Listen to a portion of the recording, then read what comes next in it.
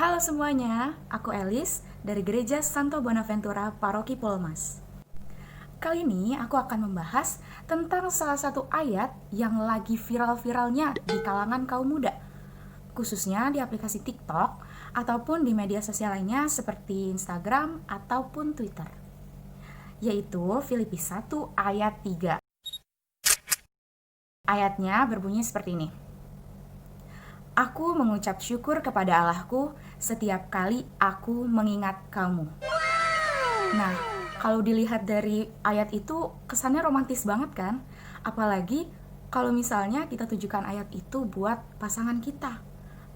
Padahal sebenarnya kalau misalnya kita lihat keseluruhan perikopnya, itu maknanya nggak semata kita untuk merayu pasangan atau merayu orang yang kita suka atau untuk gombalin pacar doang loh. Dan Rasul Paulus menulis surat kepada jemaat di Filipi ini bukan dalam keadaan yang ideal, bukan lagi senang-senang di kafe atau lagi tidur-tiduran di kamar, itu bukan, melainkan dia lagi di penjara. Maka dari itu sebelumnya mari kita baca dulu keseluruhan dari perikop ucapan syukur dan doa yang ada pada Filipi 1 ayat 3 sampai dengan 11.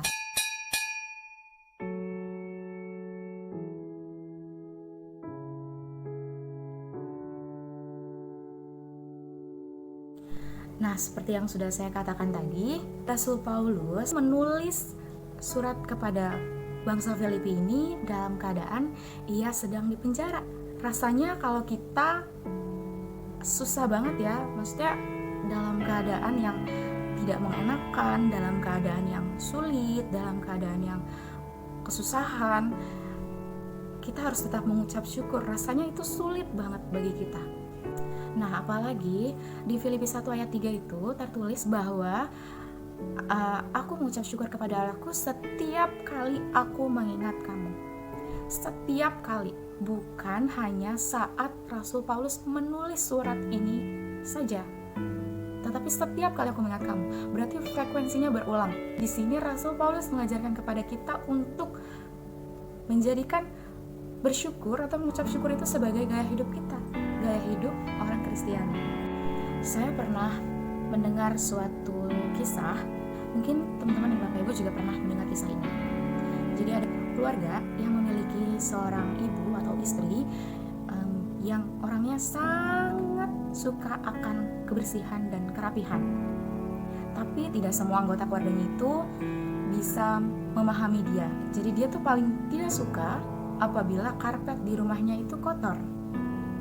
Sedangkan namanya juga anak-anak, karena di rumah itu ada anak-anak, namanya juga anak-anak, pasti sering kali teledor, sering kali membuat kotor karpet tersebut. Ibu ini gemes banget dan sering kali marah-marah juga di rumah karena karpetnya selalu kotor dan dia setiap kali harus membersihkan karpet itu. Nah, akhirnya keluarganya membawa dia ke seorang psikolog. Kemudian psikolog ini akhirnya meminta sang ibu untuk menutup matanya, untuk memejamkan matanya. Kemudian psikolog ini mengatakan kepada sang ibu, "Ibu, bayangkan apabila ketika ibu membuka mata, ibu melihat karpet yang ada di rumah ibu itu setiap hari bersih tanpa noda dan sama sekali tidak ada yang membuat karpet itu kotor. Lalu bagaimana perasaan ibu?" Setelah mendengar itu, sang ibu berubah wajahnya menjadi ceria. Sang ibu menjadi senang, mengisyaratkan bahwa ibu itu bergembira kalau misalnya karpetnya itu bersih. Nah, kemudian psikolog ini akhirnya meminta sang ibu untuk kembali memikirkan apabila di depan ibu karpetnya tiba-tiba kotor. Lalu wajah sang ibu mulai kembali berubah lagi. Wajah sang ibu merasa marah.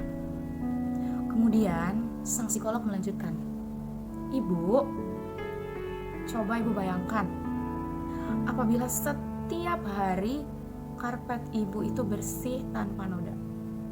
Dan itu berarti menandakan bahwa di rumah tersebut tidak ada orang, tidak ada suami ibu, tidak ada anak-anak ibu, tidak ada terdengar suara gembiranya anak ibu di rumah ibu. Ibu tidak bisa mendengar ketawanya mereka. Ibu tidak bisa mendengar celotehannya mereka. Ibu hanya seorang diri dengan karpet ibu yang bersih. Lalu apa yang ibu rasakan? Kemudian sang ibu mulai sadar. Sang ibu dari situ mulai menerima bahwa karpet itu kotor, tapi saya masih bisa bersama dengan orang-orang yang saya kasihi di rumah.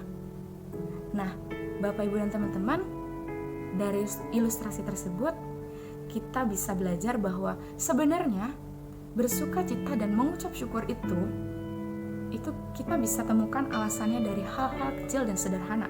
Memang tak dapat dipungkiri bahwa banyak sekali godaan yang membuat kita itu menjadi sulit bersyukur, menjadi sulit bersuka cita, menjadi sering mengeluh, marah-marah, bersungut-sungut.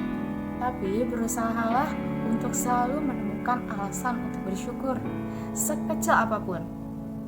Begitu kita bangun dari tidur, kita bersyukur masih diberikan nafas kehidupan yang baru. Ketika kita tidak bisa bertemu dengan orang yang kita sayang atau tidak bisa bertemu dengan teman-teman kita bersyukur masih ada handphone yang bisa membuat kita tetap berkomunikasi dengan mereka walaupun tidak secara langsung. Jika kita tidak mendapatkan apa yang kita mau, kita bersyukur dan kita percaya bahwa Tuhan akan memberikan yang lebih dari apa yang kita mau. Tuhan tidak melulu memberikan apa yang kita minta, tapi bisa saja menghilangkan apa yang tidak kita suka. So, mulai sekarang jangan lupa berdoa dan selalu mengucap syukur ya. Tuhan memberkati.